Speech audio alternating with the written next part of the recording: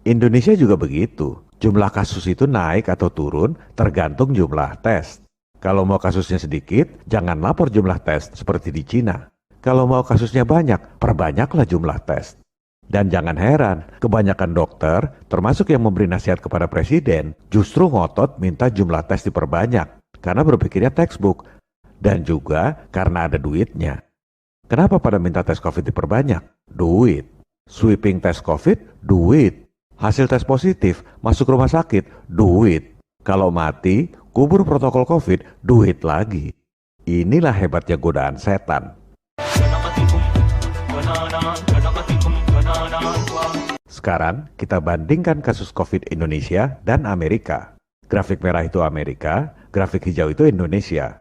Dihitung per 1 juta penduduk, kasus COVID di Amerika jauh lebih tinggi dari Indonesia.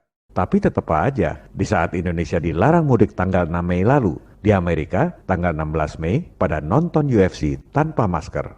Itu kalau di Indonesia pasti pada nyinyir dengan fantasi, awas nanti ada klaster UFC. Kita adalah korban kebodohan dan ketakutan kita sendiri.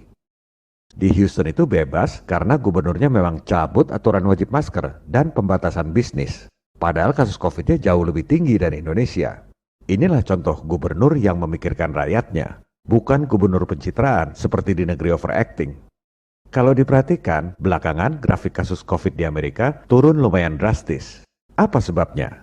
Jangan ngarang, kita lihat data jumlah tes. Bingo, Amerika mulai pinter. Seperti di Cina, kalau mau turunkan kasus COVID, kurangi jumlah tesnya. Mau ngomong apa? Buktinya Amerika dan Cina sehat-sehat aja? Buktinya Cina malah dipuji oleh dunia, sukses mengatasi COVID. Kita ini seperti katak dalam tempurung, sibuk ngarang teori sendiri, nggak ada wawasan, lihat data dan fakta di negara-negara lain.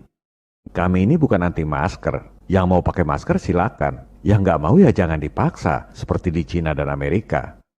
Yang namanya pakar kesehatan ini nggak jujur, nggak pernah selidiki dan cerita risiko penggunaan masker. Ini berita di media mainstream, The Straits Times Singapura.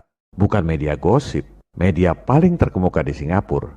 Mereka jujur beritakan fakta bahwa setelah 12 jam digunakan, ada begitu banyak bakteri dan jamur di masker yang Anda gunakan.